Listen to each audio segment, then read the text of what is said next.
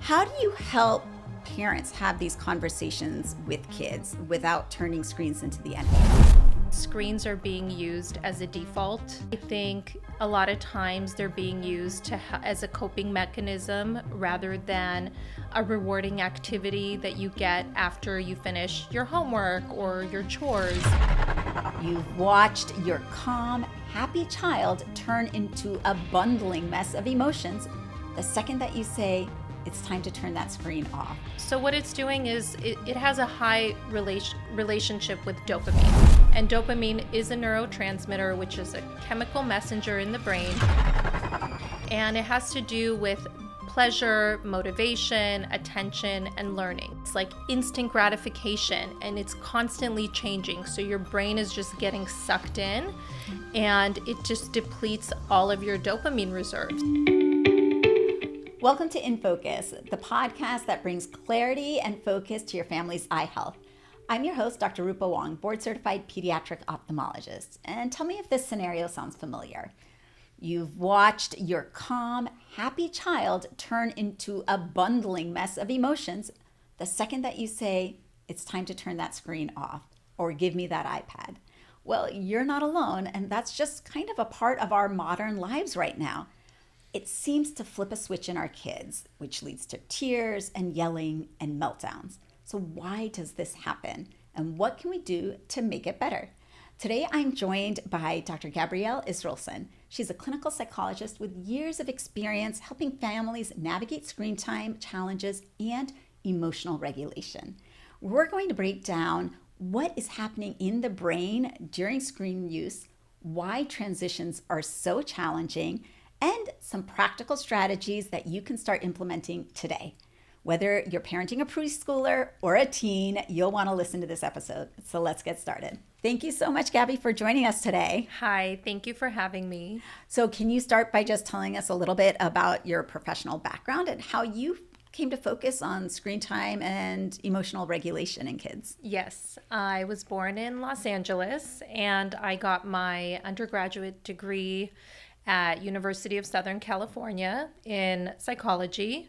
Then I went to graduate school. I went to California School of Professional Psychology, and I got my clinical psychology degree, my doctorate in clinical psych. And I also became a board-certified behavior analyst because at that time, for the past 2 decades, I was working at a company called Beautiful Minds Center for Autism, and I was the co-clinical director there, which was focused on providing in-home and community-based behavioral therapy for kids with autism and special needs. So we saw a lot of screen time challenges in the homes, not just with the kids that we were working with directly, but also with siblings as well. What kinds of family challenges did you typically see in your practice? And I know previously you were even doing home visits, so you really got that first look into a family's home life. What kind of challenges did you see? Yes. So I love going into the home and getting, that exposure and getting to know the family and seeing what's going on. I think the biggest challenge is that screens are being used as a default. Mm-hmm. I think a lot of times they're being used as a coping mechanism rather than a rewarding activity that you get after you finish your homework or your chores. And I think that screens are being given a lot more power than they should be. I think at the end of the day, we're the ones in control of the screens, and we're the ones in control of our ability to give our kids the screen. So just modifying our approach and modifying our understanding can really make a big difference. I love that you use that word power, because there has literally been times when I've thought, I feel powerless against this screen until I reframe it and say, that's ridiculous. I am the parent and I can remove that screen all the time. I don't need to just get frustrated with my child for wanting a screen. We are in control ultimately. But so I think that word power has a lot of, there's a lot behind that. And I think that's probably why do you think that this topic resonates with so many parents right now? Because it's the biggest challenge as parents that we're facing today. When we were growing up, it didn't exist. Right. So we were forced to either watch whatever was on TV. Yes. The Saturday morning lineup, or we had to do creative play or color or play outside. Right. So it wasn't really something that we were battling. But today, the screen is so motivating. It's so addictive. It's so reinforcing that the more exposure our kids get to screens, the less they're going to want to do the other activities, which are also fun. Exactly. And I find that when I just say, nope, no more screens, or I turn the Wi-Fi off, there was one time and my daughter was like, I'm bored. There's nothing to do. And then literally an hour and a half later, she had written a song. She was 10, a song for her guitar, amazing chorus and medley. And she put like all her, like very Taylor Swift, like tween angst kind of thing, but it was so good. Like this would not have happened. That creative outlet would not have happened if she'd had her default screens. And it's not as rewarding. It's more work to do these other activities. So I think that that's really very much what's happening. I mean, we're both moms and in real life trying to navigate this, and we're not from this no screens in our homes camp, neither of us. No, I definitely I live in the real world. I work, I have 2 boys, and sometimes, we all want to kind of veg out and detach and decompress, which is fine, but you really have to do it intentionally. Mm-hmm. So instead of just giving your kid an iPad and saying, bye, see you at, in 3 hours, have more of a structure, get home, have a snack, we're going to do an activity, do your homework, then you can have screen, then we can go outside for a walk, because I think, we really have to understand what it is that the screen is doing to the kid's brain. Yes. Okay, let's talk about that. Yeah. So what it's doing is it has a high relationship with dopamine. And dopamine is a neurotransmitter, which is a chemical messenger in the brain. And it has to do with pleasure, motivation, attention, and learning. All the good things. All the good things. So there's activities that produce high levels of dopamine, like screens, and there's activities that produce lower level of dopamine, like homework, chores, not really the fun stuff, but at the end of that activity, you feel good about yourself, mm-hmm. right? You're like, oh, I did this. I did my homework. I made my bed. Like, I can check that off. So it's not that they're aversive activities. They're just not as reinforcing as the screen, mm-hmm. because what the screen does is it gives all this input, and it's like instant gratification, and it's constantly changing. So your brain is just getting sucked in, mm-hmm. and it just depletes all of your dopamine reserves. And that's why we see the dopamine crash when we try to transition our kids away.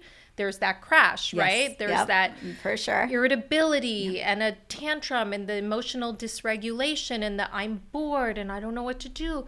But then you wait 20 minutes and it's like what your daughter did. Yeah. She's like, I wrote a song. So I think it's really important to understand how this mechanism works and to be okay with having your kid be a little bit uncomfortable and then normalizing boredom. So a lot of times what we want to do is avoid seeing our kid be uncomfortable, mm-hmm. because what happens? We're uncomfortable, right? Nobody wants to see their kid hurt or in pain or in distress.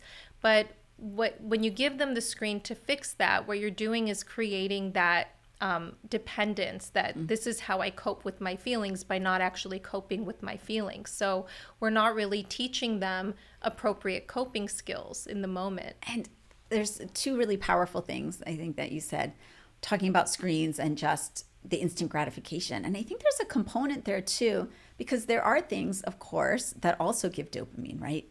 Writing a song or playing music can put you in that flow state and give a lot of dopamine, but it also requires a lot of work. So I'm sure there's different types of neurochemical transmitters that are involved in that. So things that are challenging actually do provide more levels of dopamine as well. So kids like even kids who have ADHD, they like novel stimuli. They like things that are a little bit more challenging because it forces them to get energized and use their brain and tackle this new thing, and then they feel really good about themselves. That's so interesting. So then screens obviously are not providing that because they're just passive consumption, right? In that way. I think it depends on the content. Okay. You know, I don't think all content is created equal. For sure. I definitely think those algorithmic driven, doom scrolling, like constant Exactly. reels, yeah, that's not giving you anything. That's just draining you of all of your mental resources. But there's a ton of like educational apps. There's a ton of educational programs and videos and things that people are really interested in. I'm sure if you're interested in songwriting, you can even look something up and Right. it will help you write a song. Absolutely. So it's not that it's all bad or all good. It's just you have to be really aware of what your kid is watching when they're watching. Absolutely. And being just co-viewing it with them if they're young, or even if they're older, just knowing. Especially if they're older. Yes. You know? We will look at the search history. We need Yeah. to be able to see what is the algorithm feeding them. They might start with watching YouTube for a class assignment, and then an hour and a half later, they're watching something else completely. Oh yeah, these programmers are smart. They're designed to like suck your kid in and get them hooked, and it's our responsibility as parents to safeguard our kids because technology is not going to do it, you know? So it's our job to do it, and I don't think we need to be afraid of it. I think we need to be educated, and I think we need to work with our kids. That's also very important, working with your kids instead of, let's talk more about that, instead of just, because for me, my middle son the other day, it was 2 weeks ago, he's like, Mom, I know what your triggers are. It's like, okay, please tell me. It's like, your trigger is screen time. I know I shouldn't ask you because he has to ask for getting certain apps or time to play those apps. He has to do a screen time request. It says, I know that's a trigger for you. So I know I have to make sure I get everything done first before I ask. Like, yes, Good job, that's Rupa. Great. But it started from going back to what you said earlier, feeling initially powerless. I felt like I can't win this battle against screens. And I thought I can, in fact, win this battle against screens. This is something that's completely within our ability to maintain. So I think that that's a very that those kind of moments are so interesting when kids get that self-realization. Oh yeah, a little bit too. I mean, kids are smart. They are. I don't think we should underestimate them. And at least for me with my kids, I try to really explain things to them. Like, Me too. Why don't I want you watching this show? Yes. Because this is what it does to your brain. Yeah. And this is what it does to your behavior after. And it's my job as your mom to keep you safe. You know, you're not always going to like what I do. Right. You're not always going to agree with me, but at least I'm working with you to understand, because don't you want what's best for you? So I really do like to work as a team with them. I mean, obviously what I say is going to happen, but you do want to make sure that they feel seen and heard, Yes. and that they have some agency over the situation as well. It makes it much more successful that what Yes. you're implementing is going to actually stand long term, right? Or else kids are smart. Like we said, they will figure out ways. I know that my kids could figure out a way to circumvent those screen Sure. time restrictions. Like behind your They back. are like white hat hackers, right? If my daughter could only use her powers for good, for now they're not. Well, she wrote the song. She wrote the song, but then we had screen time limits, right, for YouTube, and she realized she could watch a YouTube short in 1 minute before the iPad kicked her off. So she was watching like 10, 20 YouTube shorts, and then she would screen record. I mean, they're so smart. They're so smart. They're so smart. So this was, all right, we need to have a conversation as to why we don't want you watching YouTube shorts. Yeah. It's not good for your brain in this way, and here's why. How do you help kids, especially there's a lot of, not all parents necessarily think that the way that we do, or might have similar discussions in their home, or similar, even just concerns about screen time. And so a lot of what I hear sometimes, well, my friend blah, blah, blah is able to game till 11 p.m. at night. I mean, there's a lot of that. Like, what kind of conversation can a parent say, just from the therapeutic aspect, to help with that? So, you know, I make sure that when I'm working and a client comes to me, if they don't bring it up as a problem initially, I'm just going to kind of observe. And that's why I also like going to the home, because I'll get a better understanding of what's going on. They might be underrepresenting the amount of screen time that the whole family is even using. So if they're not bringing it up, I'm just kind of take a seat back. But then if I notice that that really is what's happening and that's really what is creating a lot of the behavioral problems, it's my responsibility to bring it up. So of course I'm going to bring it up in a very non-judgmental, empathic way, but they also have to understand, like, this, like we want our kids to understand, the parents have to understand too, like, this is why your kid is behaving like this, because they're getting way too much access to screens. Let's talk about modeling. I think that that's so important as a family, and especially as parents. I mean, we have a lot of screen time agreements in our house. No screens at the dinner table, no screens in the room. But oftentimes I find that the biggest culprits are my husband and I, right? Yes. With especially being able to, I tried to do this rule with him. I said, how about you and I just put our phones away from 5 to 8 p.m., just when the kids are at home, like dinner time, and just so that we're really present for them. And it was so hard for him to do that. He felt this need to be really connected. So what's the impact of modeling for kids, especially as we tackle screen time? I mean, modeling from parents, it's so powerful. It's the most powerful thing. It's like, what's that saying? Do as I say, not as I do. Yes. I think as parents, kids see us and they're so perceptive. So if you have a rule, like we have that rule too, no screens at the dinner table, I'm literally leaving my phone upstairs because I don't want it anywhere in the room, because the kids will see, like, oh, the phone is there, or I'll see that the phone is there, or I'll hear a buzz and it will make me want to reach for it. Right. So being self-aware and having a level of awareness of what your behaviors are is just as important as having an awareness of what your kids' behaviors are. So what would you recommend for parents? I mean, in our house, I found my kids called me out on it, right? They said, well, you said I can't get screen time, but you're watching Netflix on your iPad right now. True. I mean, I could just say yes, but I worked all day and this is my... But you're also watching a show. Right. Right? Yes. So, in my mind, watching a show, a TV show, is very different than watching like YouTube videos that are just flashing images or the reels. That's very different because shows have plots. There's a character arc that's something that you can do as a family. You can talk about it. Yes, I like that. And that's something that we've then transitioned to, is let's watch something together. Sure. And I think it's not that, again, that all screens are bad. And I think I love that time my daughter and I were watching Gilmore Girls together. It was just kind of our thing. Every night bonding. we'd watch it. It's bonding. We'd watch this episode. And then she'd say, oh, I wish you were a 16-year-old mom. Like, well, I'm glad I wasn't. I know. That it didn't have you when I was 16. I was 37. So a very different situation.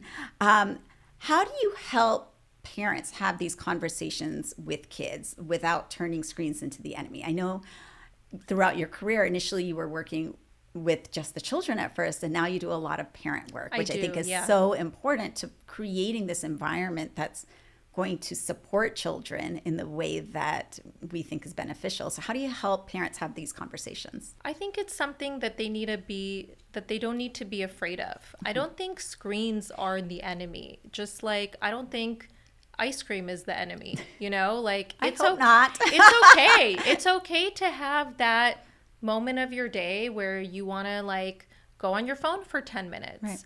Right. It's okay to have that half an hour where your kid has done their homework, they've done what they needed to do, they did other activities, and now it's their time to watch the video about spiders that they really want to watch.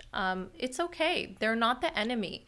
What needs to happen is kind of what you have in your home, like rules and limits and restrictions and a mutually agreed upon understanding, like this is what it is in our household. So while your friend may be able to stay up till 11, that's what works for them. Yeah. And that's that family, no judgment. but in this family, this is how we do things. I love that. And I think that's so key to just fostering that conversation initially. Yeah, because all families are different and all kids are different. So maybe some kids react better to screen time than others. So it's not really like this blanketed thing that you can tell people. But what you can tell people is like, sure, there needs to be limits, just like all kids need boundaries. Right. And at the end of the day, whatever routine or whatever structure works for your family, that's the one that you need to follow through with. So as the parents, it really is our job to follow through if we want to see lasting change. Okay, so then let's talk about the thing that we're all so worried about, like these tantrums, these screen time meltdowns, because they're just dopamine depleted and they get angry and irritable. Yeah. What can we do? What are strategies parents can do to help prevent that, short of letting them keep the iPad or the screen? I think the first thing that the parent needs to do is check in with themselves, and go through a scan like, I'm stressed out, right? So when you hear your kid cry, when you see them tantrum, it stresses you out as a parent. Yeah. But you need to calm yourself down, and then I always like to connect before I redirect. So I connect with my kid. I see that they're emotional.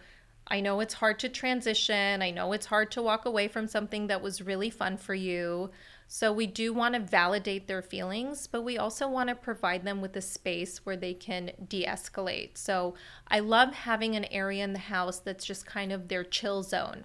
So whether that's going to their room, or it's like a beanbag, or going to the couch and then maybe giving them some squeezes to help regulate. Some kids don't like that. I'm going to give you some space right now, and when you've calmed down, then I'm here. And we can go for a walk. I think going outside and getting sunlight and fresh air, that's also a natural dopamine. It produces natural dopamine. It's also good for the eyes. So yes. So changing their environment, that's really helpful. Doing some deep breathing exercises to help de-escalate them, that's really helpful. The one thing I wouldn't do is try to talk it out or rationalize it in the moment. Okay. Because when a child is having a meltdown, they're not thinking. Right. They're just feeling. Their brain they're seeing red. Yes. Right? They're not able to process like a lot of instruction, a lot of information. You really want to keep your directives short. You want to make sure that they're safe, and then that they're not hurting themselves or other people. But you wait until they calm down, and then you can talk about it at a different time. Like, hey, remember that time you got really upset? I want to talk about that, and I want to help you through that. So there's different visuals we can use. I love the book, The Color Monster. It's a wonderful book about this monster who has a lot of feelings, and he has anger, and he has happiness, and he has sadness. And the book does a great job with putting colors and visuals to the feelings and then putting them in jars so that the kids can understand, like, this is what I'm feeling right now. So there's a lot of different tools and strategies we can use.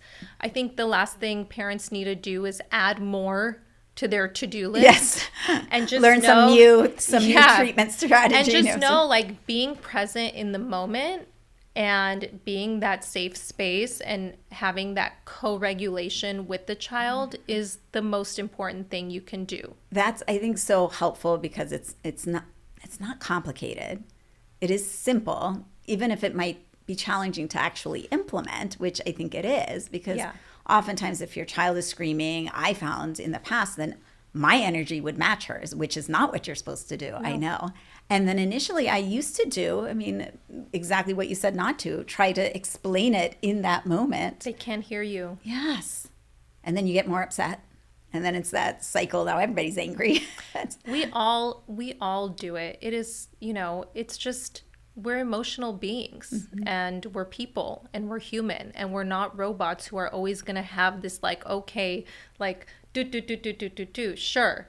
But I think it's important to, as parents, to give yourself a little bit of grace and acknowledge when you do have a win, when you're like, yeah, I handled that tantrum pretty well. Oh, yeah. Pat on my back right there. So it's not about being perfect. It's not about the 10 out of the 10.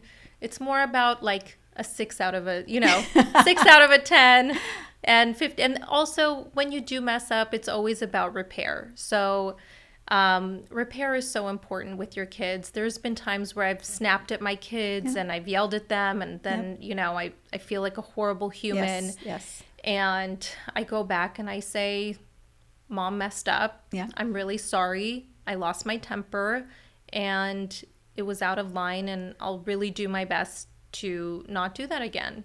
And they're like, it's okay, we love you. I know. They always do. I do the same where I apologize because I'm so sorry. I shouldn't have yelled. I was stressed out about trying to get to here and the traffic was terrible and I just lost it. It's good. It makes them see us as humans. Mm-hmm. It makes them see us as people who are also struggling with their emotions. And that it's a work, and we're all works in progress. We don't have it right. So just be there for your kid. I love that. Well, Gabie, this has been a fantastic episode. I think chock full of small, actionable pieces of advice that I'm really hoping that people, and parents specifically, can implement and not feel so worried or just so powerless against screens, because they're everywhere. This is our reality, and it's a terrible way to feel that you have no control over it. But in fact, we do. And I like those tips of what to do, how to talk to your child after the moment has passed, and everything else that you shared with us today really was very, very amazing to hear and to just inspire, very insightful. So thank you so much for being here. Thank you. Thank you so much for having me. Bye-bye. Bye. Thanks for joining me on In Focus. If you found today's episode helpful, I'd love for you to share it with a friend, leave a review, or hit that subscribe button so you never miss an episode. For more tips on eye health, parenting, and staying focused in a busy world, follow me on Instagram at Dr. Rupa Wong, or head to drrupawong.com. Until next time, keep your vision clear, your priorities focused, and your family thriving.